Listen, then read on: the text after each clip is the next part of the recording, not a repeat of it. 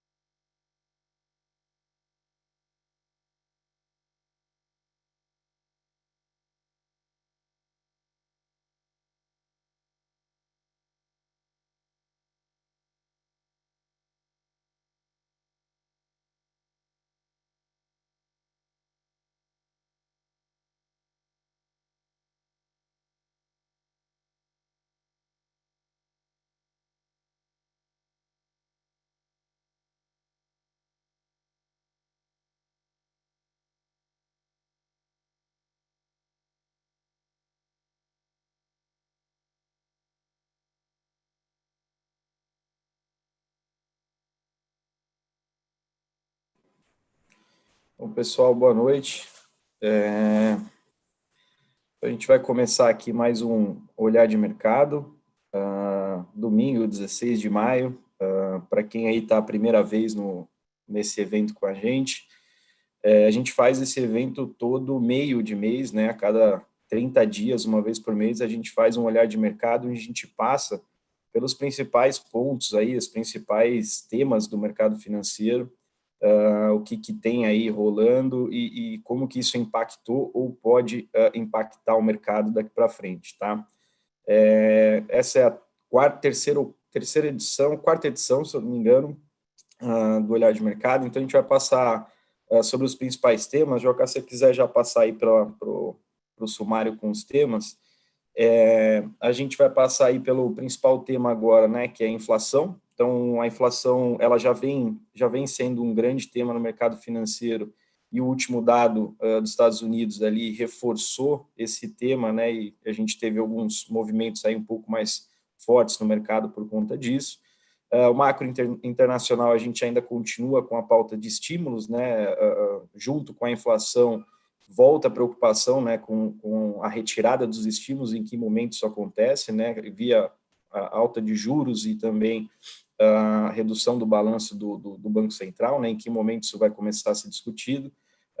O trade de inflação, né, então, uma vez que a gente tem isso na mira aí dos investidores, esse tema, alguns ativos, né, eles tendem a performar muito melhor do que outros, né, principalmente ativos ligados a commodity. Então, esse reflation trade aí seria a busca de alguns ativos reais por conta da proteção, né, buscar a proteção contra a inflação. O macro Brasil, então a gente fala um pouquinho também da parte macro aí de Brasil, né, a questão do populismo, que está começando a ganhar corpo com a proximidade das eleições, também essa mudança muito brusca, né, na variação, né, que a população tem de aprovação com relação ao Bolsonaro, né, ao governo atual. Então, toda vez que esse negócio muda forte para um lado ou para o outro, tem reações, né, na parte política e também econômica, e as projeções econômicas para frente, né? Nós tivemos uma semana aí, nas 2 últimas semanas, muito agitados em termos de revisões, tanto para a parte de Bovespa, né, target price, por conta dos resultados que saíram, né, muito forte, e a parte econômica a gente teve também alguns dados que destoaram das projeções dos analistas, né, e a gente vai comentar um pouquinho aí dessas revisões de projeções econômicas para 2021 e também 2022, tá bom?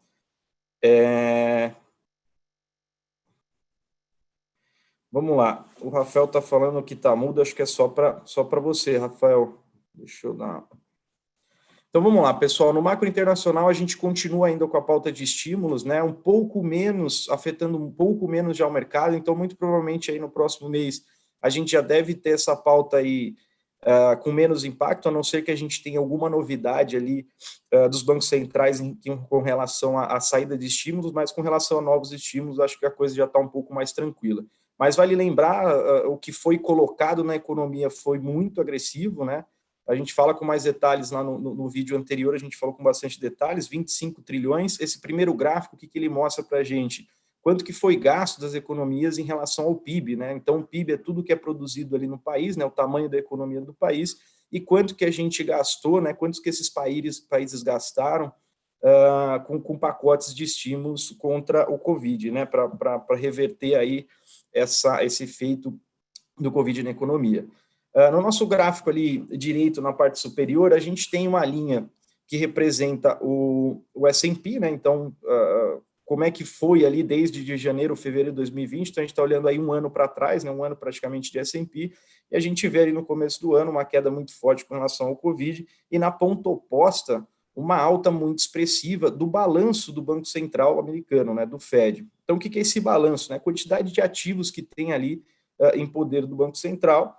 Né? Esses ativos eles servem para controle ali de política monetária também, né? Então, quando a gente está comprando, quando o balanço do Banco Central está subindo, né? Ele está comprando ativos, basicamente ele está jogando liquidez na economia. E aí a gente comenta que isso, né? Esse balanço ele saiu de aproximadamente ali, 4 trilhões, alguma coisa assim, entre 4 e 4,5 trilhões, para quase 9 trilhões, para quase 8 trilhões, né, de dólares na economia, e isso é um aumento muito expressivo, como jamais foi visto. Né? Então, a gente comenta esse aumento muito expressivo, ele gera alguns questionamentos com relação à inflação, e a gente já entra um pouquinho mais no tema de commodities para falar de reflection trade, né? De reflection trade, que é basicamente uma consequência desses estímulos todos que foram dados, e também dos choques que nós tivemos ali, principalmente na parte de oferta em diversos setores da economia, né? Principalmente o setor de commodity. Joca, se você quiser comentar um pouquinho esse gráfico de baixo, né, da esquerda, e as charges que a gente colocou ali, o que elas representam ali para o pessoal ficar mais por dentro ali das charges. Boa noite, pessoal. Boa noite, Hugo. Obrigado. Acho que, como o Hugo bem colocou, o que a gente tem que prestar bastante atenção é que talvez o tema reflação, né, a palavra reflação, tenha deixado um pouco de estar aí na capa dos jornais e dado espaço para o óbvio, né, para a palavra inflação de fato, né? Então, uma vez que a inflação venha, se vier de uma maneira, se tivesse vindo de uma maneira lenta no mundo, seria menos preocupante, né? Acho que um ponto importante é que a inflação de curto prazo, né, subindo muito rápido, como a gente tem visto, por exemplo, a inflação nos Estados Unidos no mês passado, né, no varejo, embora o Fed fale que prefere prestar mais atenção para a inflação na indústria, nos preços praticados na indústria, mas a inflação que veio no varejo foi a maior nos últimos 3 anos, em termos de número mensal, né? É claro que você tem um efeito base importante, né, quando você compara qualquer número este ano com o ano passado, mas de qualquer forma é isso que chamou bastante atenção de todos e trouxe uma percepção de risco, uma piora na percepção de risco dos investidores, né? O que o Hugo está comentando aqui sobre essas duas charts, né? Eu vou começar por essa da direita aqui, né? É o Powell, uma brincadeira, né? O Powell deixando correr um pouco o rendimento dos títulos, né? Como assim, né? Bom, quando a gente tem o mercado de renda fixa, ele reage, né, de maneira independente à taxa de juros base do país, né? No caso aqui a Selic, lá é a Fed Funds Rate. Você tem 3 grandes vencimentos aqui, que são os 3 vencimentos que o mercado mais presta atenção, né? 5 anos de vencimento, né? 10 anos de vencimento e 30 anos de vencimento. E o rendimento desses 3 vértices, né, desses 3 vencimentos aqui, principalmente o de 5 anos, reagiu de maneira bastante rápida, né, ou seja, subiu, né. Um outro ponto que chamou bastante atenção, né, foi o discurso da Yellen, se não me engano, acho que uns 15 dias atrás, ou 20 dias atrás, mais ou menos, num pronunciamento não oficial, né, numa entrevista, na verdade, né, um jornal, ela acabou falando algo um pouco controverso ao Powell, né? Lembrando que o Powell é exatamente a mesma figura do Roberto Campos, né? Ele é o presidente do Fed, do Banco Central Americano. A Yellen já foi presidente do Banco Central no passado, né? Hoje ela é presidente ela é presidente do Tesouro, né? Mas de qualquer forma, como ela passou muitos anos lá, qualquer coisa que ela fale, mesmo não estando mais na cadeira, ela sabe bem como a coisa funciona. E o que ela comentou foi que os juros podem subir de maneira modesta, né, mas pode subir mais rápido do que todo mundo está esperando, né? Uma outra figura que não está aqui agora, que também é importante, que é o Larry Summers, que eu acho que é uma das figuras mais importantes da história dos Estados Unidos. Ele vem há algum tempo falando que os juros vai subir, tem um risco alto dos juros nos Estados Unidos subir ainda esse ano, né? Mesmo que não suba este ano, a gente sabe que o mercado de renda fixa vem reagindo, né?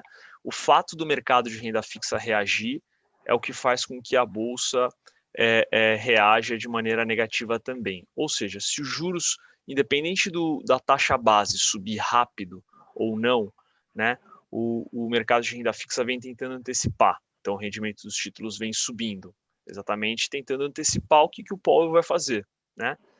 Qual que é a consequência disso para as bolsas, né? Para o S&P e, consequentemente, para o Ibovespa, porque tem uma correlação bastante alta, né? O Ibov, né, os 122, 121 mil pontos, ele é apenas uma referência de preço, né? Preço é o que se paga, valor o que se obtém, né? Acho que essa referência de preço tem uma conta ali por trás, né, Hugo? E essa conta, eu vou simplificar bastante aqui, Hugo, me corrija se estiver errado, mas é basicamente pegar o resultado da empresa, né, em termos principalmente o resultado da empresa, adicionar o crescimento e trazer valor presente, né? Esse trazer valor presente é por uma taxa de desconto, né? E tudo começa nos juros base nos Estados Unidos, né? Então, os juros base nos Estados Unidos compõem essa taxa de desconto. Consequentemente, você tem como resultado, né, dessa conta o quanto deveria valer o IBOV, né? Boa parte do mercado fala que o justo está próximo para esse ano, até o final do ano, está próximo de 135, 130 mil pontos. Hoje está no 121, 120, 122, está namorando um pouco esse patamar. Então, esse é o grande risco, tá? Só para fechar aqui, Hugo, acho que o ponto que a gente tem que prestar atenção isso aqui não é nada distante da nossa realidade, né? Então, assim, mas isso é nos Estados Unidos, o que tem a ver, né? De novo, né? Os juros base nos Estados Unidos, ele é o início de tudo, né? Nessa conta de quanto deveria valer o Ibovespa, né? Então, é bem importante a gente acompanhar o que essas pessoas falam, né? O que esses dirigentes falam, porque o impacto é rápido e muito mais intenso para emergentes, né, para mercados emergentes, do que para países desenvolvidos, né? É isso mesmo. Então, por quê, né? A nossa sensibilidade, né, a uma inflação de curto prazo é muito maior do que para um país desenvolvido, tá? E aí, consequentemente, os investidores ainda têm buscado bastante commodities, né, ativos reais para se proteger dessa expectativa de inflação, né? Essa linha preta aqui, basicamente, uma cesta, é o preço, né, de uma cesta de commodities, né? Aqui você tem de tudo, né? Você tem desde as metálicas, né, metais, principalmente minério, cobre, né, papel e celulose, e grãos, né? E acho que esses são os 3 grandes grupos que contribuíram bastante, e aliás são eles que trouxeram aí boa parte do Ibov até aqui, né? A gente vai comentar lá na frente. Boa, obrigado, Joca. Então, a gente vê que também nos últimos dias a gente teve uma pernadinha a mais, né, nessas cestas e, assim, fortemente impactado também. No último dia, especificamente, o minério caiu, né? Mas se você pegar ali uns 15 dias para trás, subiu bastante. O que a gente nota, assim, tem muita sensibilidade do preço dessas commodities com relação a qualquer problema que tenha na oferta. Então, a oferta está impactando também, né? Não é só a demanda. Aliás, assim, boa parte aí a gente tem choques mais preocupantes na parte de oferta, e isso tem preocupado um pouco a inflação, né? Por isso que está gerando esse tema todo. Se essas commodities subiram tanto, como é que vai ser o repasse disso para os outros produtos da economia, né? O que cabe mencionar é que a gente tem uma visão estrutural positiva para tudo isso, né? A gente comentou aqui, parece dar um tom um pouco mais preocupante, mas a gente vai, ao longo aí da apresentação, explicar um pouquinho mais essa visão construtiva, tá bom? Vamos lá para o próximo, pessoal. Aqui é só assim, um complemento ao próximo gráfico, a gente falando um pouco mais no detalhe desse título de renda fixa e também da inflação. Então, ali no primeiro slide, a gente tem CPI, né, versus IPCA, que é basicamente inflação nos Estados Unidos e inflação no Brasil. A linha de baixo, né, o azul ali é os Estados Unidos, e em cima o Brasil. A gente tem mais preocupante nos Estados Unidos, porque eles vinham lá de uma inflação de 1% ali em 2016, essa inflação ficou girando em torno de entre 2% e 3%, né, de 1,5% a 3%, que é o alvo do Banco Central americano, né, ficar girando nisso. E no último dado que a gente teve na semana passada, o dado de inflação que era previsto aí para ficar em 3,5%, esse dado é anualizado, tá, pessoal? Então, o 4,2% ali de inflação nos Estados Unidos, ela é uma inflação anualizada. Como ela pega uma base um pouco mais alta, ela dá essa cara aí de sair do eixo, né, de subir muito forte, mas o que a gente vê é que esses choques eles tendem a ser passageiros, né? A gente até falou, eu li um relatório nosso aqui da equipe de análise do Research esse fim de semana, comentando bastante sobre esse choque de curto prazo de inflação, muito puxado nos Estados Unidos por questões não estruturais da economia, né? Por exemplo, veículos usados, né? Foi um dos bens que subiram bastante nessa inflação e surpreendeu positivamente e acabou assustando o mercado quando o dado saiu, né? Então, a gente precisa ficar bem atento a esses dados.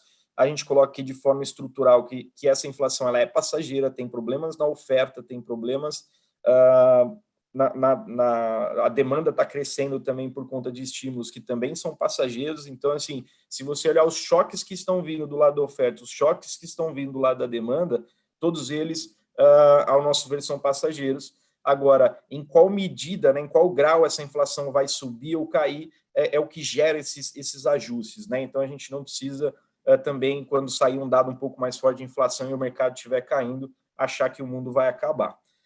E aí, falando um pouquinho dos reflexos, né? O título do Tesouro Americano, então, basicamente, aquela charge que o Joca mostrou é basicamente isso em linha, né? Em números aqui. Então, o rendimento do Tesouro Americano de 5 anos, na primeira linha, ele sai ali de 0,2, né? Alguma coisa assim, e mais do que dobra ao longo desses meses, né? Então, o gráfico ele está anualizado, né? Então, desde janeiro do ano passado até maio agora, a gente vê ali que outubro, novembro foi quando esse negócio começou a subir bastante. E aí isso gerou uma certa preocupação para o mercado, né? Porque apesar do número nominal ele ser bem pequeno, né? Falando aí dos Estados Unidos, quando ele dobra de valor, acaba tendo um impacto bem mais forte do que o que a gente imagina quando olha esses números, né? Agora, o que a gente vê é que o rendimento real, né? Tem a setinha aí até que o Joca está mostrando, esse rendimento real dos Estados Unidos, ele não está subindo, né? Ele está estável.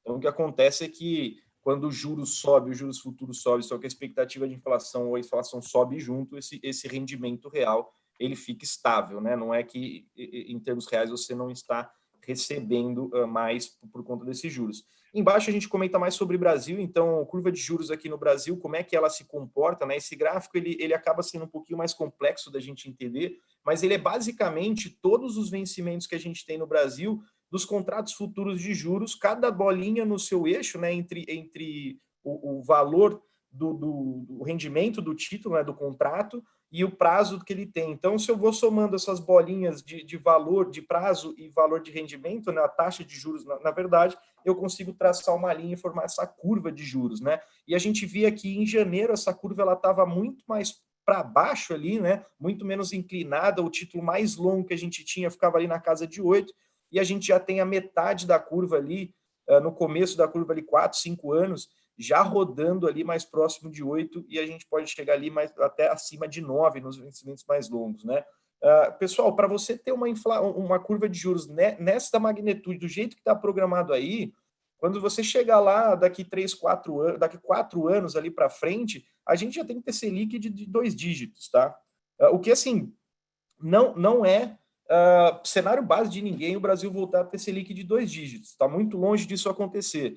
Então a gente vê até assim como oportunidade, porque como o Jó comentou, isso aqui acaba descontando um pouco do valor das ações, e à medida que esse negócio começar a se estabilizar, fechar um pouquinho mais, até com a passagem, não só com a passagem da inflação, mas também com a saída do elefante da sala, né, no Brasil nunca vai sair, né? Esse elefante fiscal. A gente vai comentar um pouquinho agora mais da parte fiscal aí do Brasil, mas esses títulos eles somam todos os riscos que tem no país, o político, o fiscal, até o jurídico ali, que se sair alguma coisa no STF, esse negócio mexe, então estão todos os riscos ali, mas de fato, ultimamente, a gente tem o que tem puxado mesmo, é a questão do risco inflacionário no curto prazo, e isso tem gerado uma certa oportunidade aí nos títulos de juros, e também acaba gerando para a Bolsa, né? E aí do lado é só uma tabela que ela mostra a estimativa do mercado, né? Então a gente tem as estimativas dos analistas, mas o que o mercado está precificando ali de Selic,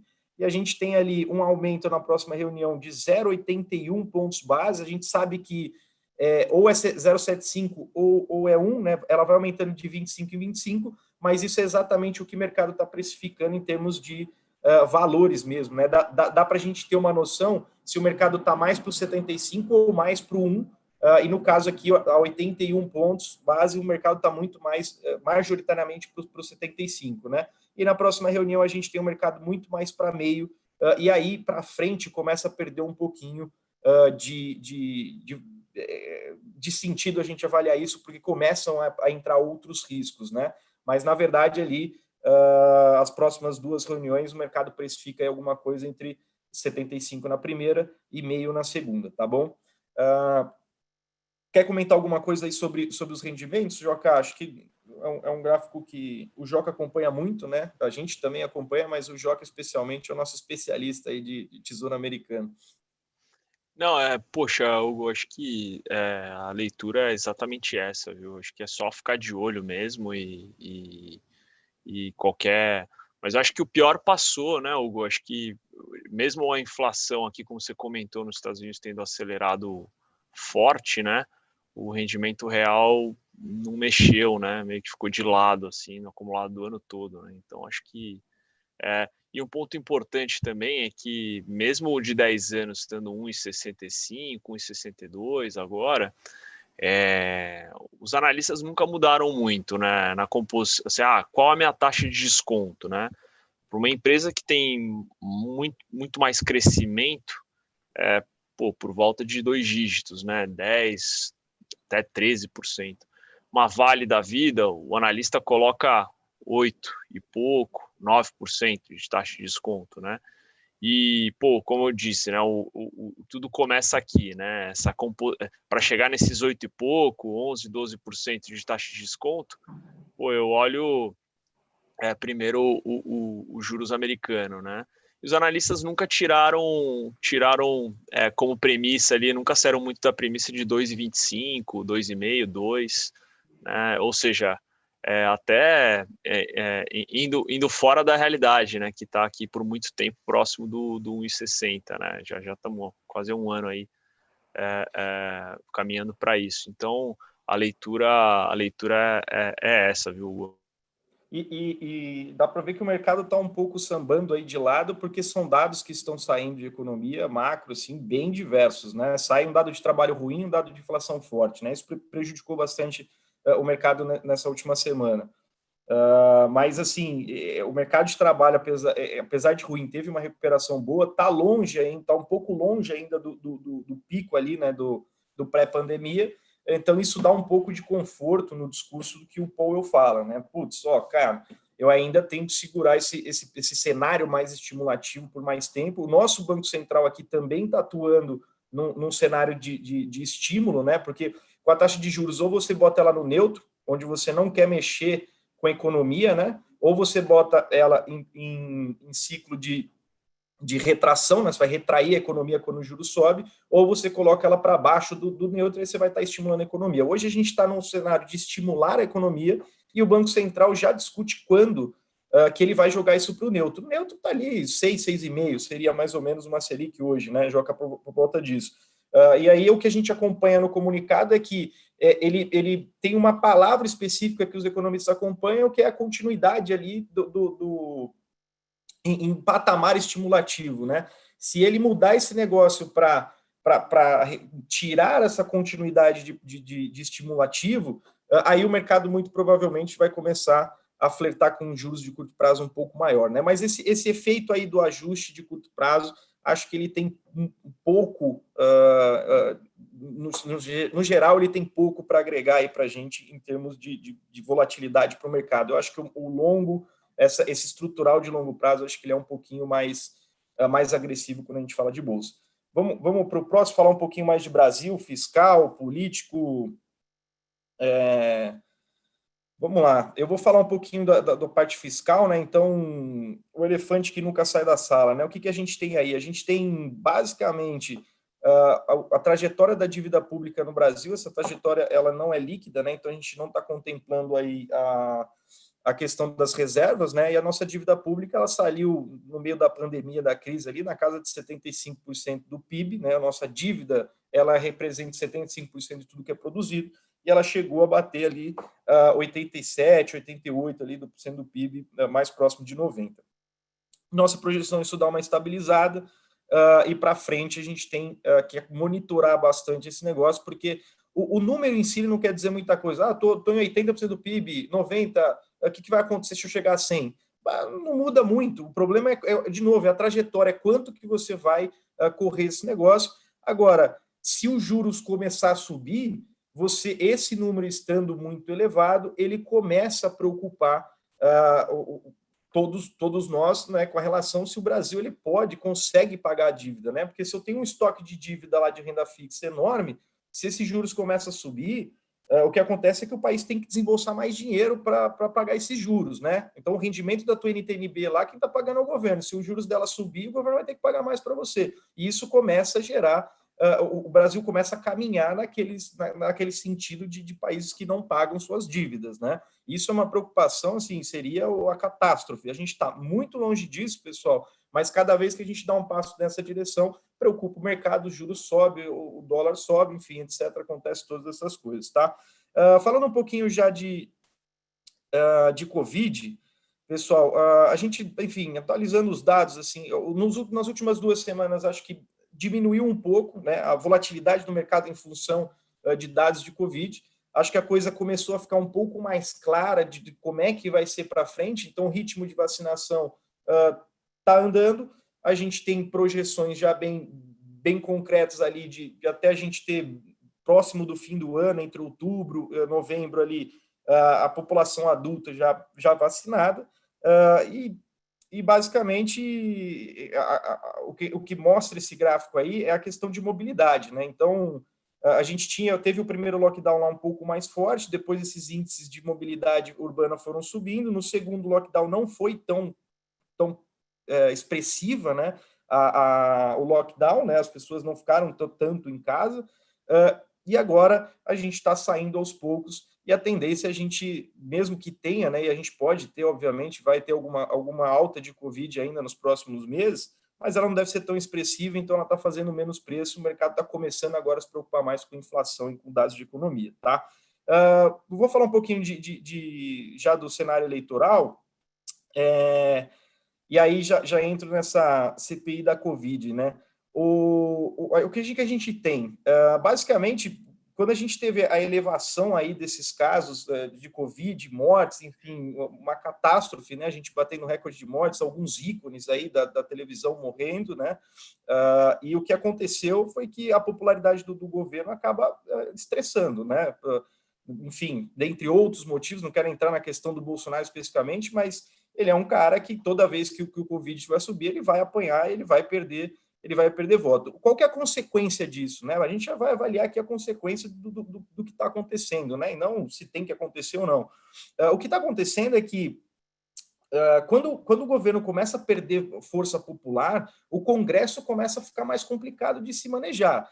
E o Congresso ficando mais complicado, o governo tende a ir para o lado do populismo, não só porque o Congresso ali está pedindo mais dinheiro para as eleições para o ano que vem, e o governo está fraco, então o cara consegue pressionar mais, as bases começam a se movimentar em torno de novos polos, né, que podem gerar ali um novo polo para fortalecer uma candidatura especificamente, né? Então, assim, se o Bolsonaro perde força, o Congresso já começa a achar que o cara não vai ganhar. Se o cara não vai ganhar, eu não vou ficar com ele. Já virou oposição, já começa aí começa a ficar difícil de governar. E para contornar, o que você faz? Você dá mais dinheiro para a população para melhorar a popularidade, e você vai dar mais dinheiro para o Congresso para que as coisas não saiam do eixo no lugar. E isso tem um impacto também na nossa dívida pública, isso tem impacto no dólar, isso tem impacto na taxa de juros, então a gente tem que acompanhar isso. O que parece é que se o Covid está fazendo um pico, já fez um pico e está voltando, é muito provavelmente que a gente tem um pico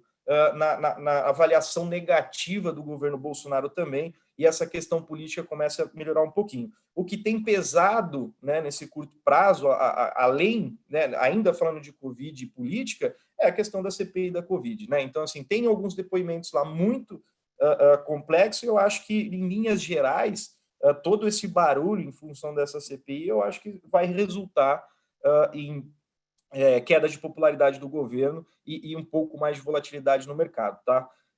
Mas, assim, é difícil prever o que sai desse negócio, mas a tendência é que isso seja reduzido ao longo do caminho. Essas CPIs, elas podem durar muitos anos, né?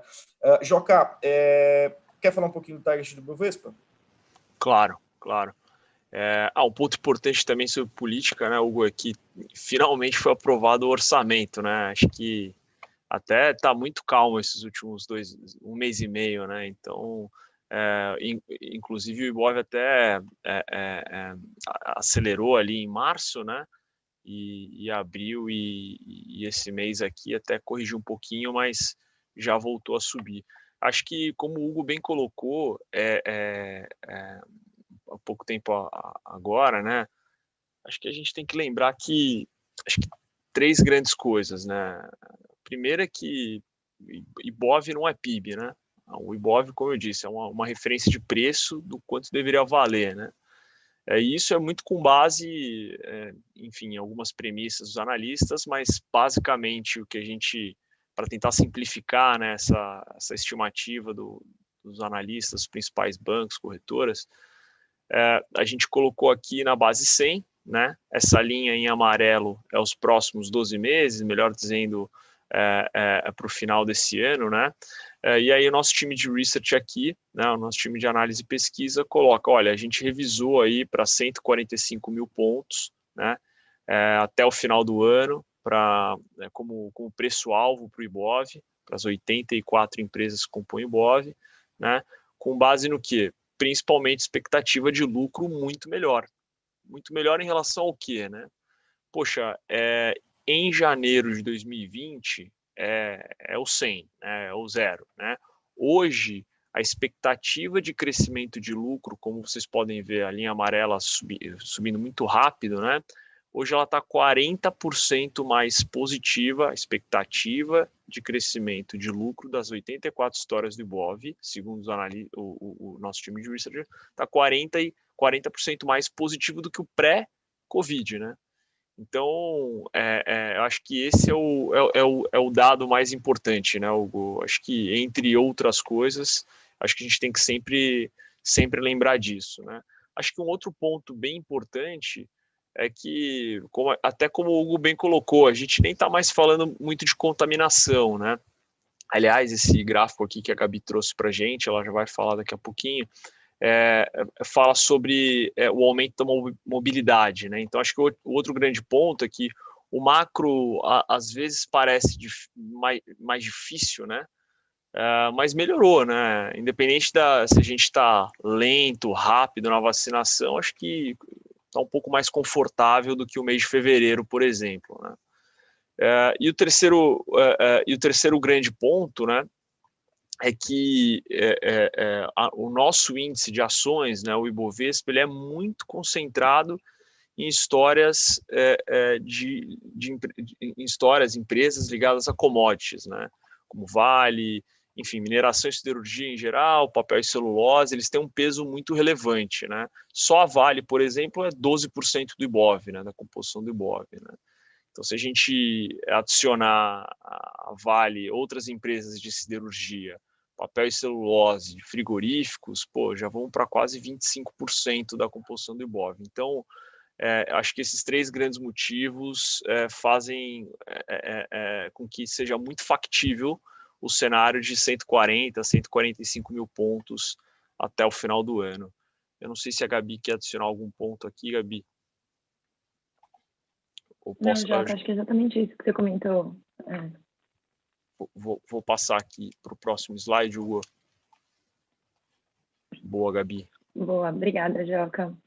E aí, falando um pouquinho aqui sobre a perspectiva da XP, né, sobre o macro, no último mês o time de economia fez umas revisões bem importantes aqui nas projeções.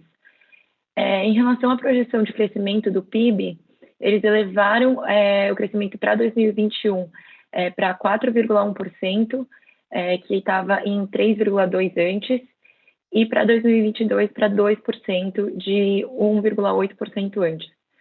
E aí, assim, só para explicar um pouco a racional, esse otimismo com o crescimento da economia, né, é baseado em principalmente dois fatores.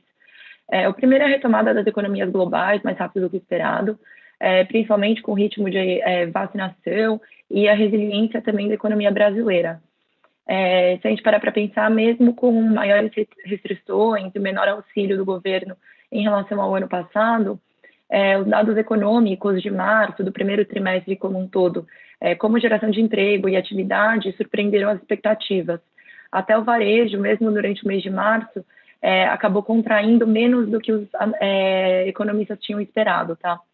E aí, já olhando para frente também, os indicadores de confiança já estão refletindo positivamente a reabertura, e o que também deve beneficiar as vendas no varejo, conforme a demanda reprimida venha sendo suprida. E aí o segundo ponto são as commodities, né? Como o Hugo e o Joca já comentaram, os preços estão bem elevados, muito mais do que os analistas esperavam. E aí, se a gente for olhar a composição do PIB do Brasil, as commodities representam quase 40% do PIB, Então, realmente, esses preços elevados têm um grande impacto para o crescimento. E aí, comentando um pouquinho no gráfico da direita de cima, as projeções de inflação, assim, as altas do preço das commodities e a resiliência da demanda doméstica acabam não tendo um impacto tão positivo nos preços, né? Porque acaba acelerando os preços mais do que estava sendo esperado antes. Na parte de commodities, se a gente olha para as commodities agrícolas, a oferta tem sido impactada principalmente pela incerteza climática, principalmente no Brasil e nos Estados Unidos. E aí, assim, o aumento dos grãos, por exemplo, leva ao aumento dos custos das proteínas animais, o que acaba refletindo em maiores preços para o consumidor final. E na parte das commodities metálicas, a retomada tem puxado bastante esses preços e a oferta não tem sido capaz de acompanhar o ritmo, o que acaba impactando na cadeia logística de suprimentos, atrasando a produção, e com a demanda mais aquecida, né, os preços acabam sendo puxados bastante para cima. Aí, nesse cenário, o time de economia levou a projeção do IPCA para 2021 para 5,5%, frente a 4,9% antes. Para 2022, a expectativa se manteve estável, em linha com Desculpa, gente, eu acho que é o gráfico aqui de baixo, o da esquerda na parte de baixo, tá? Acho que o título está trocado. Aí a perspectiva se manteve estável em 3,5%, de acordo com a meta do Banco Central, esperando que a política monetária vai ser ajustada visando o atingimento da meta. Aí na parte das projeções da Selic, que já aí sim é esse gráfico da direita da parte de cima, foram ajustadas também levando em consideração a retomada mais acelerada, né?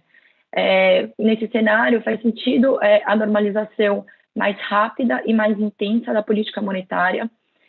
Agora a gente espera que a taxa Selic atinja 5,5% em setembro de 2021, enquanto antes a projeção era de atingir 5% apenas em outubro, e aí que ela se mantenha assim estável até o fim do ano.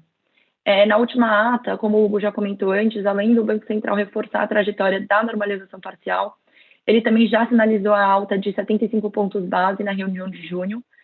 E aí, enfim, a partir de setembro, a gente espera que o Banco Central faça uma pausa nesse ciclo e retome apenas em 2022, e que a taxa Selic seja estabilizada no patamar que a XP considera como neutro de 6,5%. E aí, por último, só para comentar rapidamente sobre o câmbio, mesmo que o rally das commodities tenha aumentado, melhorado aí os termos de troca do real frente ao dólar, a previsão é que o dólar se mantenha em 5,30, né, como era a projeção anterior, diante a incerteza fiscal e ruídos políticos no Brasil, né. E aí, para 2022, a expectativa é de uma leve apreciação para 5,10 por dólar. Acho que é isso aqui do meu lado, Joca. Legal. Acho que, em linhas gerais dessas projeções, pessoal, acho que vale a pena um destaque aí nessa semana para o dólar, né? O dólar deu uma afundada até, passou aí para baixo dos 5,30. Acho que é natural, né?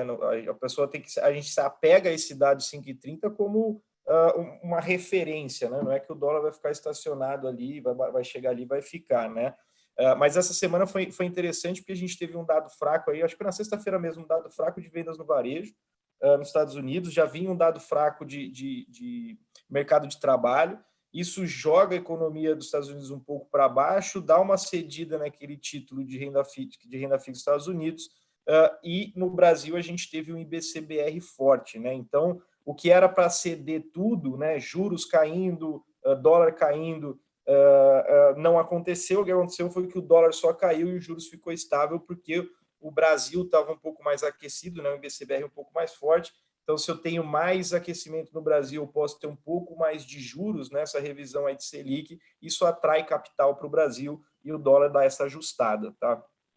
Então, os dados macro que saíram favoreceram... Acho que só para complementar também, Hugo, o time até de economia ressaltou que o dólar pode sim enfraquecer ao longo do ano, mas que a expectativa é que ele suba mais para o fim do ano, tá? Então, a gente pode ver o dólar abaixo desse patamar de 5,30 ao longo do ano, sim.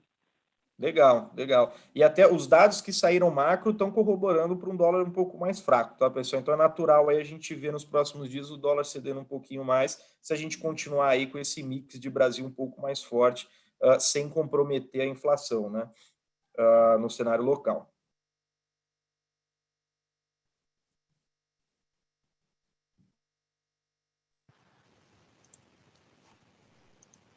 Bora, Jocá.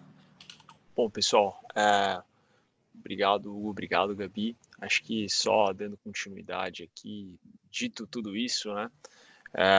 O interessante é a gente recapitular para então pensar daqui para frente, né? O que nos trouxe até aqui, né? Acho que esse gráfico aqui ele está dividido em três grandes temas, né? O VIX, que ele é um índice de percepção de risco, né? Nos Estados Unidos, com base no S&P, né? Mas por que eu estou pegando isso, não algo de Brasil, né? Acho que o primeiro ponto é que a gente não tem um índice, enfim, tão respeitado em termos de aderência à nossa percepção de risco aqui no Brasil. E segundo que, poxa, vale a pena olhar porque a correlação entre o Ibov e o S&P é muito alta, né? Já foi 0,6, já foi 0,7, às vezes vai para 0,75, enfim, realmente tem uma correlação muito alta, né? Bom, acho que de lá para cá, né, o rally foi muito forte a partir de 30/10, né, especificamente. A gente teve dois grandes eventos, confirmação de quais vacinas viriam para a rua, e a gente teve uma redução, né, da percepção de risco por consequência disso, dos nomes das vacinas que de fato viram para a rua, e também porque teve o resultado das eleições nos Estados Unidos, né? Só o fato de ter menos incerteza, a percepção melhora, né? Poxa, agora eu estou mais confortável para comprar, né? E, consequentemente, a coisa tende de uma maneira muito simplista, né, pessoal? Acho que só para dar contexto é um pouco disso. Aqui, no meio de janeiro, a gente teve um evento técnico, né, relacionado a empresas com uma capitalização de mercado muito pequena, sendo alvo de investidores no varejo nos Estados Unidos, e subindo muito rápido, e aí acabou pegando o stop ali de muitos investidores institucionais, né, muitos fundos lá fora, e aí, obviamente, não é essas empresas que ocasionaram isso aqui, mas o fato dos fundos terem que vender posição em empresas grandes, empresas maiores, para poder cobrir aqui essas posições vendidas em empresas menores, né? Depois a gente teve aqui, entre fevereiro e março, um aumento dos casos na Europa, até teve um pouquinho da percepção de risco aumentando, né? E de lá para cá a coisa ficou aí 3 meses e pouquinho, uma percepção de risco muito baixa, né? E é aí que a gente poderia ter acelerado mais ainda o nosso rally. Acho que uma correção ela é sempre saudável, né? Não foi o que aconteceu. Não foi o que aconteceu. Fevereiro o Ibov caiu aí 4,37, né? Março andou 6%.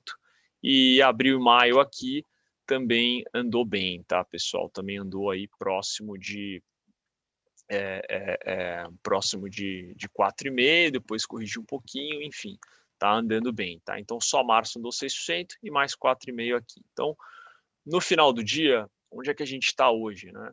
Poxa, o S&P está subindo 12% no ano, do 30/10 para cá está andando aí quase 30%, a gente também está andando quase 30%, mas no acumulado do ano a gente está andando um pouco menos. Como eu disse, uma correção ou uma lateralização é até saudável, essa linha laranja é o que marca o início do ano, né? Então de lá para cá o S&P andou.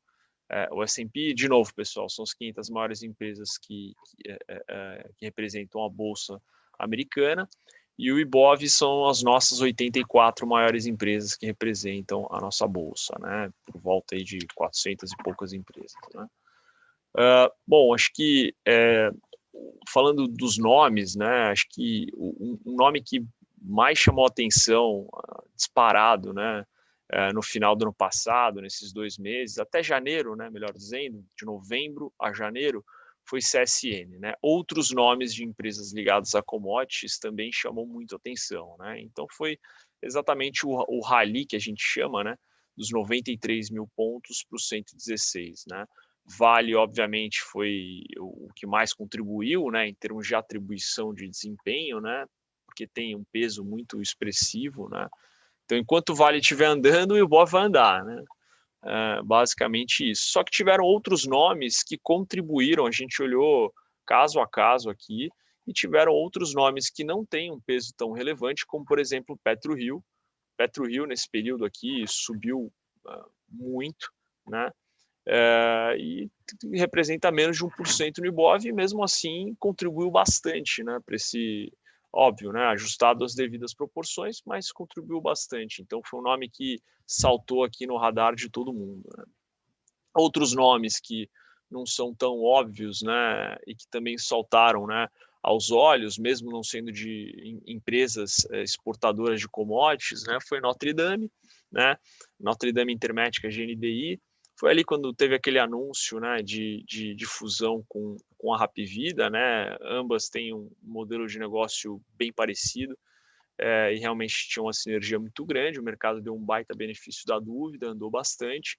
E Dux, Hugo, eu sei que você é fã de Dux, então, mas não foi por esse motivo, tá? Realmente, Dux contribuiu bastante para esse movimento aqui. De novo, né, pessoal? Vale sempre vai contribuir mais, Petro sempre vai contribuir mais, tem um peso muito forte. Mas quando você vê empresas menores que representam menos de 1% do Ibov contra a Vale, que representa 12%, 13% do Ibov, contribuindo com uma pontuação expressiva, né?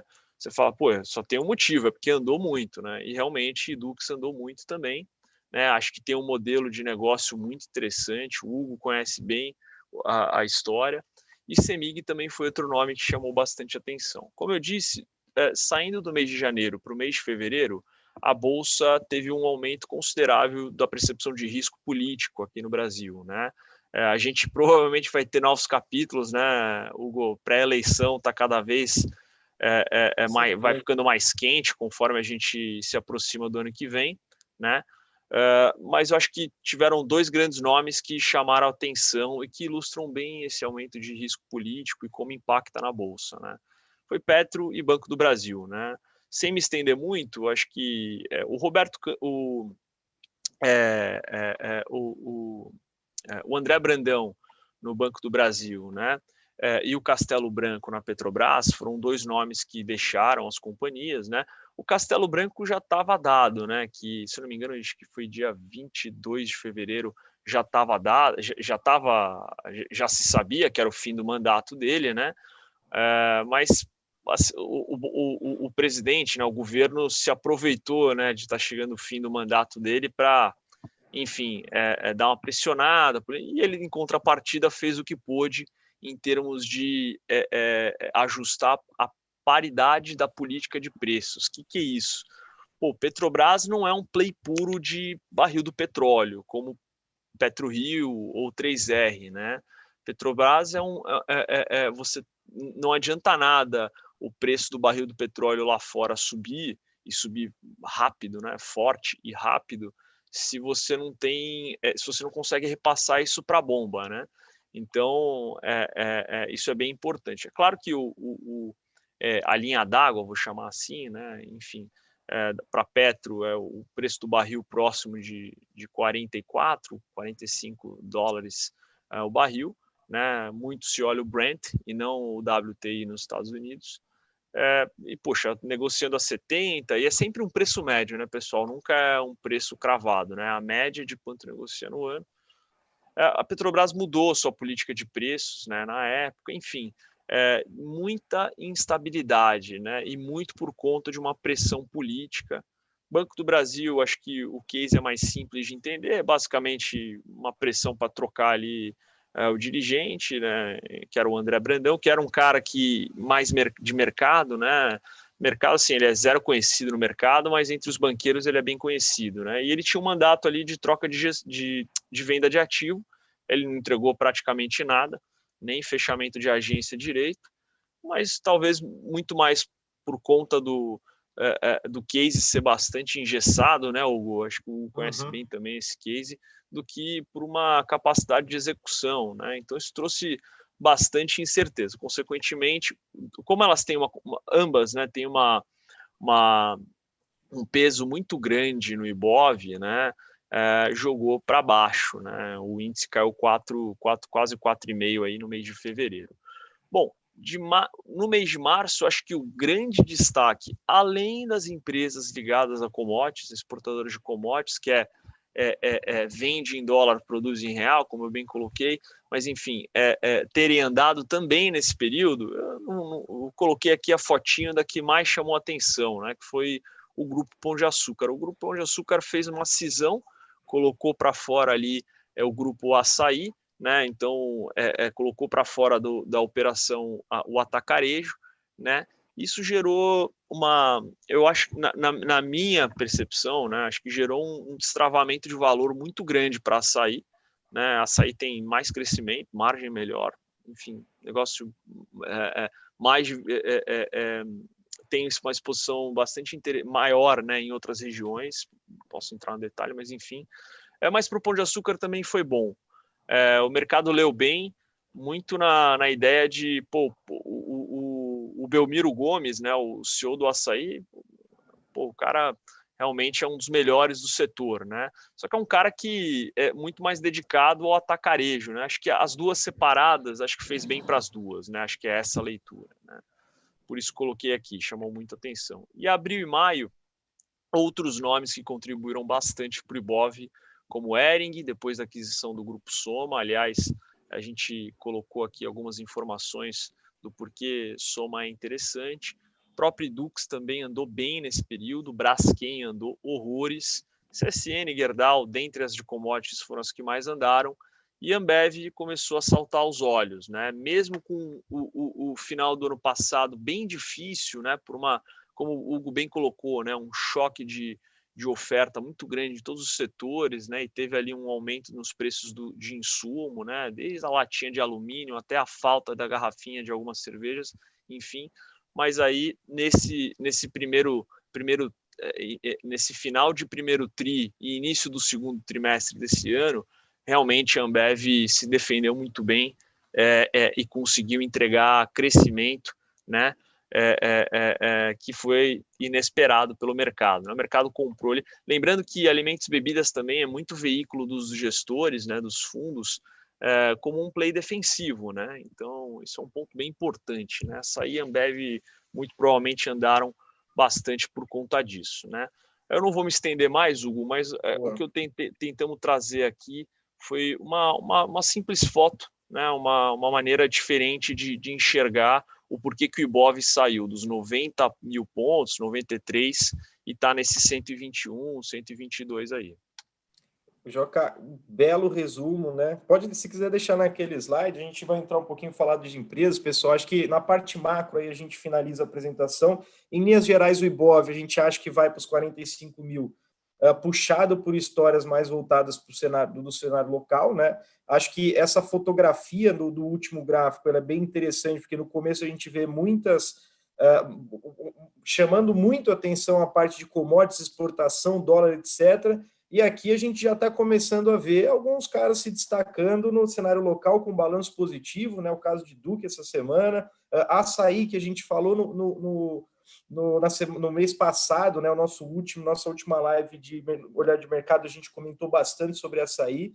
É um papel que já andou bem, então a gente até tem, do ponto de vista, né, da mesa, como a gente faz toda a parte do research, né? Toda a parte de fundamento do research, e na mesa a gente tenta acertar o timing ali, né, para falar com vocês sobre mercado, né? Putz, será que é legal trocar um pelo outro, etc. Eu acho que esse tipo de discussão cabe muitas vezes na mesa, óbvio, sem fazer recomendação, mas numa parte geral. E a gente falou sobre Açaí, acho que foi um caso legal e tem boas histórias aí entrando. Gabi, você ligou aí a câmera, quer comentar alguma coisinha ou a gente já vamos entrar para as empresas? Pessoal, a gente vai, depois Não, vamos entrar para as empresas já. Vamos. Então, finalizando a parte macro, pessoal, a gente vai comentar aqui sobre alguns papéis que a gente está olhando com mais carinho aí na mesa para esse mês, né?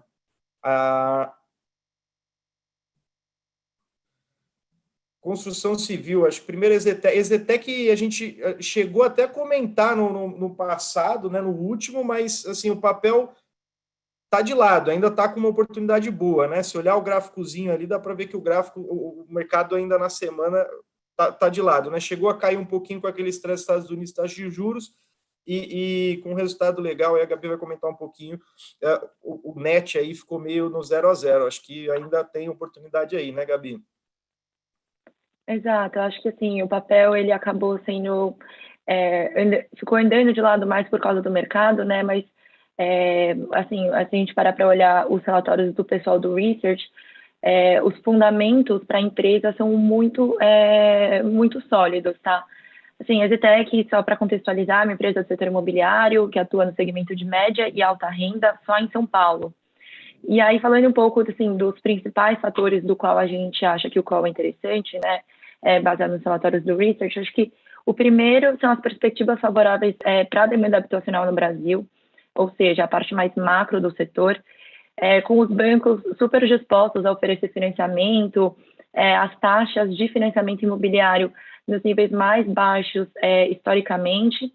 E, assim, vocês podem perguntar, mas a alta da Selic não é um risco para essa demanda? Na verdade, não, porque as taxas de financiamento imobiliário, elas estão considerando o contrato de longo prazo, né, ali nos 30 anos. Então, conforme a Selic foi caindo, ela se manteve num patamar muito acima do que a Selic está atualmente. Então, as taxas estão lá em torno de 7%, 8%, e elas não vão aumentar com a alta da Selic, tá? Além disso, os preços de imóveis em São Paulo ainda estão super atrativos, principalmente se você comparar com outras grandes cidades pelo mundo, como, sei lá, Nova York, Los Angeles, São Francisco, até, enfim, grandes cidades, assim, megalópolis. E também os bancos têm lançado outros produtos atrelados a indicadores, além da TR, né? Acho que isso era sempre algo que travava bastante, e aí acaba tendo até, eles lançaram um produto atrelado a IPCA, e aí estavam securitizando no mercado, esse veículo proporcionou também maior disponibilidade de crédito no mercado. E aí um outro ponto seria, de fato, a exposição para média e alta renda, que, primeiro, eles têm maior flexibilidade para repassar o aumento do preço das commodities para o preço final, sem impactar na demanda, e também foi o setor que menos andou, né, em termos, assim, se a gente olhar para a construção civil, a parte de baixa renda é muito mais resiliente a situações de crise do que a parte de média e alta renda. Então, durante a pandemia, de fato, os papéis de baixa renda acabaram andando mais, enquanto os de média e alta ficaram para trás, só que média e alta renda acaba se beneficiando muito mais na parte da retomada, né? E é exatamente essa fase que a gente está vivendo agora. E aí, se a gente olhar mais no micro, Exetec, assim, dentre as comparáveis, pode-se dizer que é a melhor operacionalmente, né? O pessoal do research vê como o papel preferido no setor. O track record da empresa é super sólido, o foco em São Paulo, eu acho que é muito relevante, porque é a geografia que se recupera primeiro, né, em termos de, se a gente olhar para o Brasil como um todo, economicamente. E também a Exetec entrega as maiores margens do setor, em torno ali dos 43%, enquanto as outras de alta renda entregam em torno de 30%, 40%, e as de baixa renda operam ali entre 29% e 30%. Além disso, acho que um último ponto bem relevante nessa parte é que a posição de caixa líquido, e ela também opera com um balanço super forte. E aí, complementando a parte que o Hugo até comentou sobre o valuation, né? A empresa, ela ainda está num valuation super atrativo, ela reagiu super bem aos resultados que vieram agora no primeiro trimestre, e a empresa já tem, e assim, no primeiro trimestre ela não sobe absolutamente nada, só que o mercado já está olhando para os próximos trimestres para justamente essa retomada, né? Então, o papel aí tem bastante espaço para andar, e principalmente, assim, se a gente comparar com a Bolsa, o setor ficou muito para trás, e se a gente olhar no setor como um todo, Exetec ficou para trás. Então, ainda tem bastante espaço aí. Boa, que aula, Gabi. Confesso que eu aprendi muito ainda sobre a Zetec aqui hoje com você agora. Muita coisa, cara, que aula. Pessoal, lembrando, né, assim, conversa com o assessor, vê o que cabe na carteira de vocês, se tem construção civil, se não tem, né, aqui a ideia é a gente explorar um papel que o nosso research, né, a recomendação vem lá do research e a gente explora o papel que a gente está achando interessante estudar no momento, né, então dei uma estudada, Gabi, com muita informação. A gente fica aqui na mesa de operações junto com os assessores, né? Então, os assessores falam com a gente. e a gente acaba trocando essas informações, passando para eles, tá? Então, conversa lá com o assessor e vê se faz sentido acrescentar aí a Zetec no portfólio de vocês. Bora para o próximo? Semin. Joca, Semin, ela subiu muito, né? A gente tem falado de Semin desde o IPO, né? Inclusive no IPO a gente falou bastante, né? A mesa aqui também, pessoal, a gente participou bastante de IPO, para a apresentação não ficar muito longa, a gente não acabou não incluindo, né, o que aconteceu nessa janela de ofertas. Talvez a gente passe um resumo do apanhado do ano aí e para as próximas, o que vai rolar, o que vai ter de IPO para as próximas no próximo olhar de mercado. Semin é uma empresa que a gente entrou lá no IPO, a gente recomendou, a gente gosta muito ainda do case. Subiu muito por conta do minério de ferro, mas eu acho que o fato de falar de CSN Mineração é porque não só o minério de ferro, mas tem algumas coisas ali da empresa que fazem sentido. O Joca vai comentar bastante para a gente aí o que são esses fatores aí que você vê em CSN, Joca. E caiu, né? Caiu semana passada, no finalzinho da semana caiu, né? Subiu muito, né? Corrigiu agora. Pode ser um momento legal aí para a gente analisar. Exato, exatamente, Hugo. Acho que basicamente o que a gente tem que lembrar, né, antes de falar de qualquer empresa, é que às vezes a gente acha que toda semana, né, Hugo, todo dia, caramba, o fundamento é um negócio que demora mais para mudar, né, tanto para o bem quanto para o mal, né. CSN Mineração andou bem, a gente está falando desde os 8,60, 8,70 ali, que é um pouquinho acima do IPO. O IPO foi a R$ 8,50 por ação. Agora está 9,54 na tela. Né? Chegou a bater ali, ultrapassar os R$ 10, etc. Se não me engano, até bateu os 10,20. Vou até olhar aqui. E aí todo mundo perguntou para a gente, chegou a bater os 10,20 bem rápido e depois bateu 10,90, né? Foi quase nos 11. Né? Até 11, o que a gente, o nosso analista aqui do time de análise da XP, ele enxerga como preço justo, né, sendo R$ 14 por ação, né? Ou seja, tem um upside aí bastante significativo com esse preço atual nos 9,54, né? O que aconteceu essa semana para a CSN Mineração ter caído tanto, né? Pô, você teve um investidor lá fora que tinha uma posição grande saindo. Basicamente, o que aconteceu foi isso, tá, pessoal? Então, muitas vezes, então o CSN Mineração essa semana caiu 12, né? E segue subindo aí quase 13%, né? Desde do IPO ali no início no meio de janeiro, tá? Mas por que caiu tão rápido, tanto? Porque basicamente esse investidor ele colocou à venda toda a sua posição que tinha, era uma posição relevante, então o que a gente chama até de block trade, né? Então ele tradou ali, colocou para o mercado 100% da posição que ele tinha, tá? Para mim isso é uma bela oportunidade, né? De novo, porque o fundamento não mudou, né? Então eu até tinha uma frase que eu falava, né, Hugo? Até 9,90 tá de graça, né? E acho que até 11,30 por ação faz muito sentido. Se pensar no horizonte mais longo, né? Como o nosso analista de research bem coloca, R$ 14 é o preço justo. Mas até 11,30 num horizonte mais curto faz bastante sentido. Então vamos aos fundamentos, né? Por que faz bastante sentido, né? Até antes de colocar aí os slides, deixa eu mostrar essa figura aqui, tá? Essa figura basicamente é a curva do preço de minério, tá? Então, pô, essa linha pontilhada aqui, né? Isso aqui é em dólares por tonelada, né? Então, isso aqui é o preço do minério, né? Aqui que vai dos $50 até 190, né? E aqui é o tempo, né? Bom, beleza. Então, o que aconteceu que o setor de mineração e siderurgia subiu tanto de novembro para cá, né? Basicamente, você teve um choque de oferta muito forte e você teve uma aceleração da demanda muito mais rápida do que todo mundo estava esperando, né? Então, parece meio simples demais, mas é isso mesmo. Assim, a dinâmica de oferta e demanda ficou muito positiva para preços, né? Os preços de minério mais altos significa que a mineradora está vendendo mais caro, né? Ela tem ali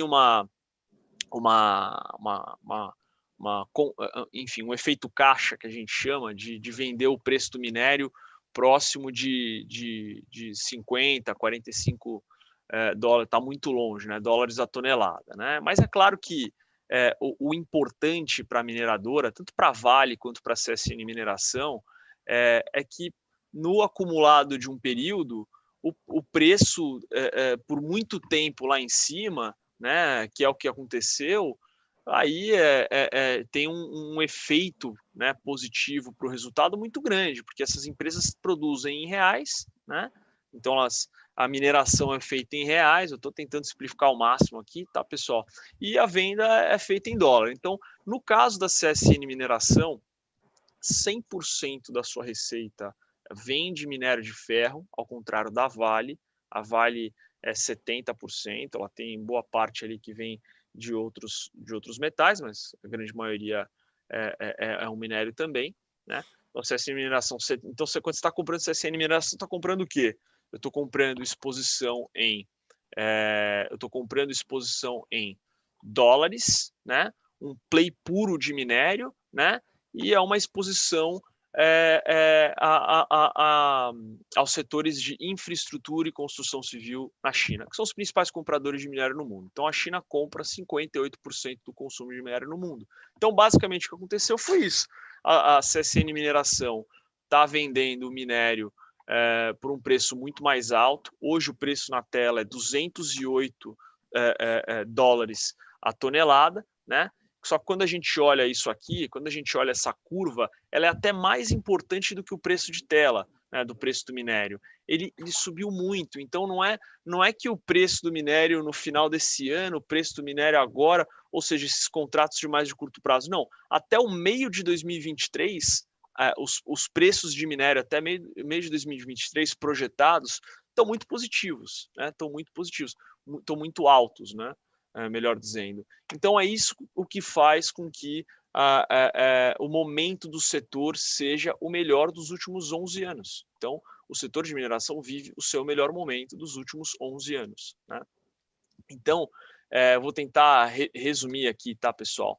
Então, com esse preço de minério, né, com essa dinâmica de câmbio, estamos falando que a CSN Mineração tem um crescimento muito interessante para os próximos 4 anos, né, sendo beneficiada nesse curto prazo, vou chamar de curto prazo até o final do ano, pelos preços do minério mais altos, né, e que você não consegue repor essa oferta, né, rápido. Então o preço, mesmo que tenha corrigido essa semana forte, mas depois de subir horrores, então assim, começou a semana nos 208 dólares a tonelada, bateu os 232 dólares a tonelada e depois voltou para os 208.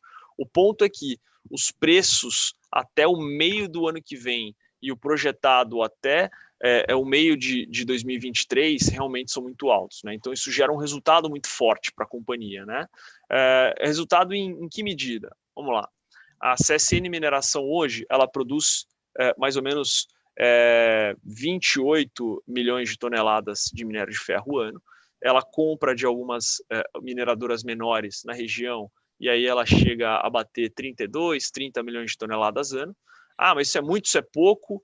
A Vale, por exemplo, produz aí mais de 300 milhões de toneladas, né? Então, um décimo da Vale, tá? Então vou comprar a Vale, produz mais. Não, aí a gente tem que lembrar, né? No final do dia, pessoal, a gente tem que ganhar dinheiro com ações, né? Preço importa, né? Então, vou repetir, até 9,90 acho muito oportuno, né? Até R$ 9,90 por ação, né? Então, basicamente, eu prefiro CSN Mineração porque você tem mais crescimento. A Vale não vai dobrar de tamanho em 4, 5 anos, né? A CSN Mineração pretende até 2024, né, sair de 33 milhões de toneladas ano de produção para 45 milhões de toneladas ano de produção. E até 2025, 2027, ela pode bater 60 milhões de toneladas, né? Acho que é um pouco disso. Eu queria quando uma ação ela tem uma projeção de crescimento grande, a tendência é ela negociar múltiplos superiores, né? O caso da CSN é que o múltiplo não reflete esse potencial de crescimento, né? Acho que esse é o grande X aí, né? Puxando um pouquinho o que você falou agora, né? Comparando as duas. Não, perfeito, perfeito. Acho que quando a gente olha o preço de tela, a gente fica pensando, né? Tá caro, tá barato? Não sei. O preço de tela, pessoal, por exemplo, CSN Mineração hoje está R$ 9,50, né? R$ 9,54 por ação. Isso é caro, isso é barato. O preço que está na tela, ele na verdade é um output de tudo, né? A gente tem que pensar que a gente, para saber se está caro ou está barato, a gente tem que colocar tudo numa mesma unidade de medida, né? Numa mesma base de comparação, que é o que o Hugo acabou de falar, é o que os analistas chamam de múltiplo, né? Então, poxa, quanto está hoje o múltiplo de CSN Mineração? Hoje, CSN Mineração está negociando próximo de 3,6 vezes o múltiplo, né? Posso explicar no detalhe o múltiplo. E a Vale está negociando quanto? 3,4 vezes, né? Ah, então, pô, tá mais caro que a Vale, está negociando 3,6 vezes, né? E a Vale negociando 3,4, eu vou comprar a Vale. Não, quem tem mais crescimento deveria tradear com um certo prêmio, né? Só que a gente tem que lembrar que a média do setor, e se a gente olhar para os pares lá fora, é próximo de 5 vezes, né? Então mas a Vale já andou muito, o CSN Mineração andou um pouco, ainda tem mais upside. Se a gente comparar com as mineradoras lá fora, tem muito chão, né? Dos 3,5 para os 5 vezes, 5,5 vezes, tem muito chão, né? Então, realmente a leitura ela é muito positiva, tá, pessoal? Então, acho que até 11h30 faz muito sentido, viu, Hugo? Legal. E do ponto outro de ponto, vista de portfólio, outro, pode falar. um outro ponto importante, né? Mas como é que eu ganho dinheiro com ações, né? Você ganha dinheiro com o preço da ação subindo, né? Comprei a 9,50 e, pô, vou vender nos 11,30, né? E também com o dividendo, né? É claro que o Hugo me cutuca muito. Pô, comprar uma ação por causa de dividendo, não, pô. Aí eu compro um título de renda fixa de longo prazo. Perfeito, perfeito. Mas se eu comprar uma empresa que tem crescimento, tem qualidade, né? Zero alavancada, né? A alavancagem dela é abaixo de 1 vez. Então, assim, realmente não é uma empresa que tem dívida, não é uma empresa alavancada. A controladora tem, mas reduziu bastante, né? Então, poxa, é um ativo de qualidade que ainda tem crescimento e dá muito resultado, dá muito lucro, gera muito resultado, né? Que é esse número aqui na tela, né? 15% de dividend yield. Dividend yield é você pegar todo o dividendo que ela paga e dividir pelo preço da ação, né? Se você entrar hoje, não vai dar 15%, vai dar entre 10% e 12%, o que ainda é muita coisa, né? Há quanto tempo, Hugo, a gente não vê uma empresa aí que paga dois dígitos de dividend yield, né? Legal, legal. Então realmente é bem positivo. Basicamente, se a ação está R$10, ela vai pagar R$1,50 por ano de dividend yield, né? É mais ou menos essa conta, tá, pessoal? Excelente case. Então, assim, a CSN ela também te protege da questão de inflação ali, né? Então, o que está direcionando toda essa inflação e todo esse alvoroço no mercado é principalmente os preços das commodities. Então, CSN é um que te protege. É legal também para balancear um pouco o portfólio. A gente escolhe ela também muito por conta dessa questão de balanceamento de portfólio, tá, pessoal? Para quem está olhando o portfólio de forma mais estrutural, não olhando ali o swing trade. Bora? Aí, Jaca, eu acho que você pode passar para o último slide já. Aí tem uns que é o da Soma. Ali, pessoal, eram os que a gente comentou no passado, a gente comentou sobre açaí, como eu comentei, e lame. Boa. E aí, Soma também é um papel que a gente está vendo com bons olhos aqui na mesa, né? É também considerada a preferida do setor da analista de research, a Daniela Eiger. O Grupo Soma nada mais é do que uma plataforma de marcas de moda, ela é a líder no segmento de luxo, mas ainda tem muito espaço para crescer, né? Se a gente for olhar como no varejo total, ela tem apenas 1,2% de market share. E esse portfólio é composto por várias marcas super renomadas no Brasil e já consolidadas, como a Cris Barros, Animale, Maria Filó e a Farm. E aí, recentemente, também, eles adquiriram a NV, que foi incorporada no portfólio agora nesse primeiro trimestre, oficialmente. E aí, assim, em termos de veículos de crescimento, o que a gente enxerga, né? expansão das lojas físicas, aumento da operação do atacado, aumento do digital também, e muito focado nessa estratégia de omnichannel, que grande parte das varejistas tem aplicado hoje em dia, que é a combinação tanto da parte do varejo presencial com a parte da plataforma online, e a plataforma online do Grupo Soma já é bem estruturada, eles conseguem assim extrair bastante a parte de dados, de fidelização dos clientes por meio dessa plataforma, tá? E aí, acho que o principal ponto aqui nesse case são os M&As. A empresa veio ao mercado recentemente, né, no fim do ano passado, e ela já indicou na própria oferta que a maior parte do uso dos recursos do IPO, que seria 35% na verdade, seria destinado para a aquisição de novas empresas. E que tipo de empresa que eles buscam, né? Empresas que podem aumentar o mercado endereçável com a adição de novas categorias e capturar ganhos de sinergia. Inclusive, a NV foi uma das primeiras a ser adquirida a partir do momento que eles abriram capital, e mais recentemente foi a transação da Hering. Acho que também é importante ressaltar que depois da transação da Hering, eles até comentaram no call de resultado recentemente, que eles não pretendem fazer nenhuma aquisição desse tamanho no curto prazo. Se eles fizerem alguma aquisição no curto prazo, vai ser empresas menores, porque o foco realmente vai ser em capturar as sinergias, em fazer toda essa integração da plataforma da Hering com a plataforma do Soma. E o que o Soma viu na Hering, né? Basicamente, assim, eles estão expandindo para novas categorias, que é uma parte mais casual, enquanto as outras marcas do Grupo Soma são um pouco mais formais, assim dizendo, e também um ticket médio um pouco abaixo, né? Então, amplia o mercado endereçável da empresa. Acho que é importante um outro ponto aqui também, a analista Daniela, ela até comentou no relatório sobre a transação da Hering com a Soma, que os investidores eles viram oportunidade de arbitragem entre as duas. Por isso que Hering acabou subindo muito quando foi anunciado a aquisição, enquanto Soma teve ali uma performance relativamente inferior. Mas isso não deve refletir que o que os investidores acharam a transação ruim, muito pelo contrário, foi muito mais um movimento de arbitragem. Então, realmente, pode ser visto como um momento de entrada no papel, considerando que os fundamentos são super sólidos e a empresa ainda tem bastante coisa aí para capturar de sinergia. Hugo, se você quiser complementar mais alguma coisa aí também.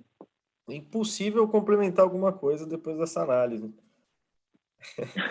Muito completa, Gabi, parabéns. Acho que é um momento oportuno, né? Acho que esse gráfico aí de preço-lucro, né? Que é o que está aí na tela, mostra o que o Joca estava comentando lá, né? A relação entre o preço que você está pagando no ativo vezes o que vai gerar ali de lucro, né? Sobre o que vai gerar de lucro. Então, tá barato, né? E olhando por este indicador ali, tá barato, né? Até quem gosta de análise gráfica ali, ó, tem uma tendênciazinha de alta formando ali, eu acho que um pivô de alta ali, né? Para quem gosta de análise técnica. Então, me parece ali uma boa. E é um play de retomada, né, pessoal? Então, assim, voltando, né? Que o Joca mostrou aquele histórico da Bolsa e agora o que a gente imagina é que essas ações de exportação, principalmente Vale, deve ter um momento mais de lateralização até uma possível correção de preço, né? Aí, CSN a gente gosta porque é um caso clássico que mesmo nesse cenário de lateralização, a empresa pode entregar crescimento, né?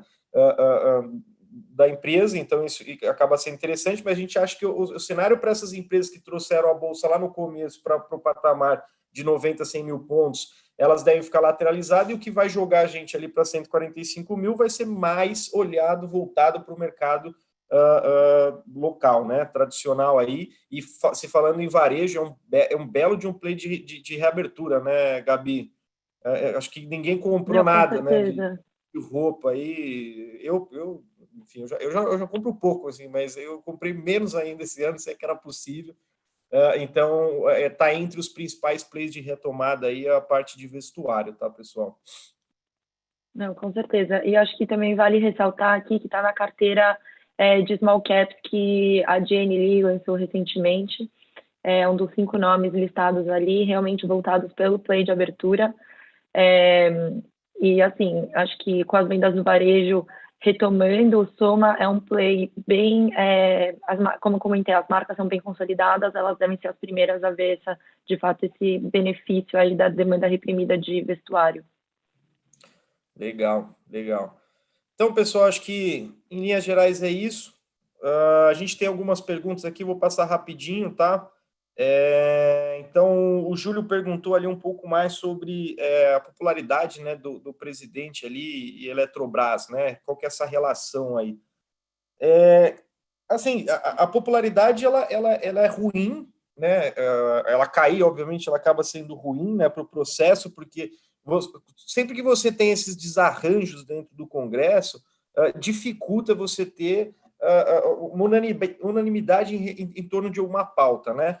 Mas o que a gente, olhando Eletrobras especificamente, acho que está mais favorável. A gente tem algumas questões pontuais ali a parte de tributos ali, para onde que vai, tem a questão são duas questões ali internas da empresa que estão comprometendo um pouco mais, aí não é nem a questão política, há um debate com relação a essas questões, mas a parte política, de forma geral, não comprometeu tanto o avanço da Eletrobras e existe, sim, um ambiente favorável, né? Sempre que você escuta esse negócio, ambiente favorável dentro do Congresso, eles falam muito isso, para aprovação da Eletrobras. É basicamente falar, dá para passar.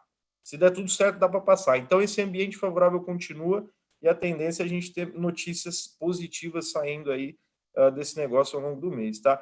Com relação a BBAS e BTG, acho que está mais para especulação do que alguma coisa mais concreta, tá? Eu não sei se saiu alguma coisa no fim de semana, não tenho visto, não.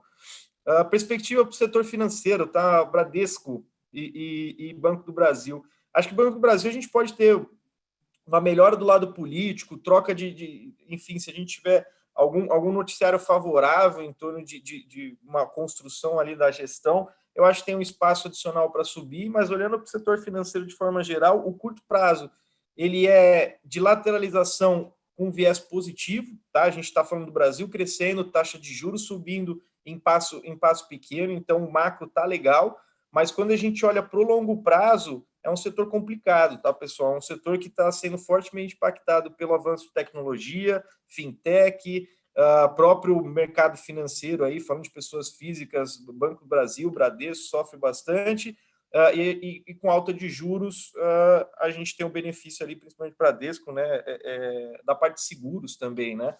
Então, assim, o momento é bem positivo para banco, a gente pode ter reversão de provisões, tem muita coisa positiva para sair, mas se a gente falar em altas expressivas para bancos, acho difícil, é um cenário lateral para positivo, tá? Essa é a nossa visão, mas olhando o time do Research, a gente está neutro, né? Então, esse normal para positivo é por quê? Porque eu estou neutro, a bolsa sobe, o setor deve subir junto com a bolsa, então eu estou neutro, tá? Não tem nada muito que a gente vê muito valor, tá?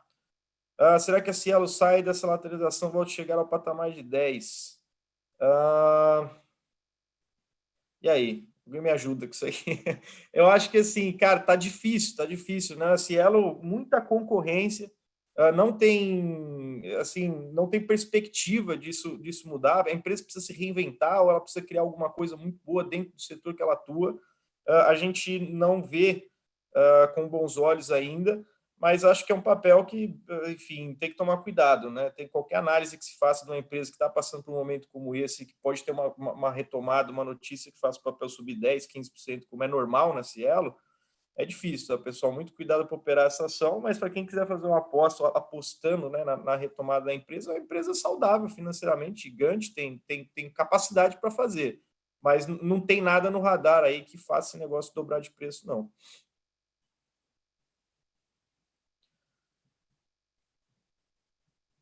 Acho que é isso, pessoal. Via Varejo, na visão da XP, o que fez uma queda tão acentuada, visto os resultados divulgados terem sido positivos. Cara, Via Varejo, o Gabi, se quiser comentar, mas eu acho que vai muito na linha de concorrência, né? Né? Muitas notícias aí de concorrência, e pegou o mercado como um todo, né? Se pegar, não é só Via Varejo, caiu. Eu vi a ação da Magazine Luiza abaixo de 20, né?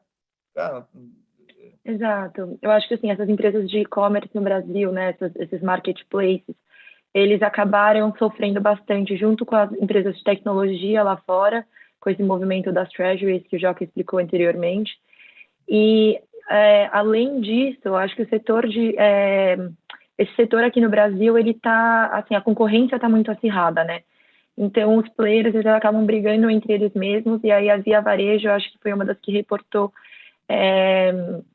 assim, mesmo reportando bons resultados, acaba sendo, por exemplo, elas têm que investir muito em marketing, em conseguir atrair esses clientes, mas sem muito retorno de market share, né? Eu acho que, assim, todas essas empresas, por exemplo, B2W, inclusive, acabam sofrendo bastante com esse cenário muito competitivo.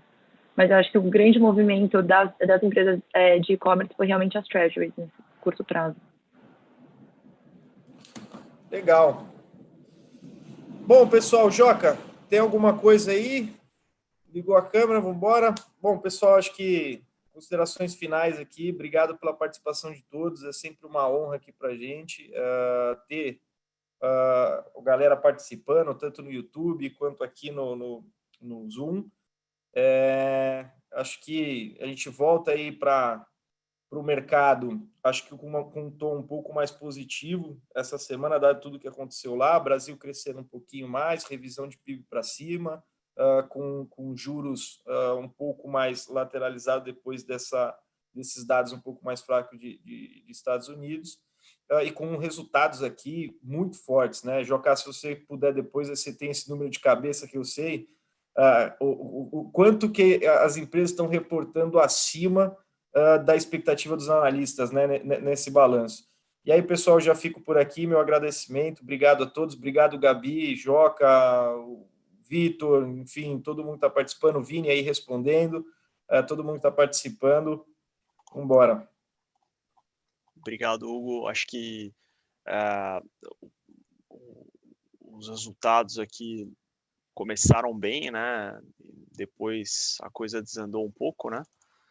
Mas trazendo o número que você comentou, Hugo, lembrando, o Ibov tem 84 empresas que o compõem, 48% dessas empresas, da capitalização dessas empresas veio acima do consenso, né? 21% em linha e 31% abaixo. Começou perto dos 60% acima do consenso, né, das expectativas dos analistas. Então, conforme os resultados vieram vindo, principalmente essa semana que foi decisiva, a coisa veio um pouco abaixo, né? É claro que isso é só uma percepção, traz uma percepção, né, de curto prazo, mas acho que bolsa é para cima, viu, Hugo? Acho que o número mais importante é a gente pensar que até o final do ano, né, a expectativa de lucro no agregado está 40% mais positivo do que estava em janeiro do ano passado, né? Ou seja, estou comparando com uma base justa, né? Que teve um efeito base ali que não é muito justo comparar no começo do ano. Então, realmente é muito positivo. Bolsa para cima, né, Hugo? Boa, boa. Acho que sim. Vamos torcer para que sim. E, enfim, né? Se não tiver os detalhes que a gente tem que acompanhar, esses são esses temas, principalmente inflação, tá, pessoal? Inflação é o tema do jogo agora, tem que ficar de olho no detalhe. Os economistas entrando, destrinchando esse negócio, tá vendo que é passageiro. A Gabi me ajudou muito nessa semana também, né? A gente teve uma discussão forte quando saiu esse dado, eu estava até um pouquinho mais pessimista, mas a gente olhando no detalhe depois viu que tá mais tranquilo. É isso. Pessoal, obrigada pela participação, obrigada, Hugo, obrigada, Joca. Boa noite a todos e aproveitar para deixar a gente aqui à disposição. Qualquer dúvida, sugestões, assim.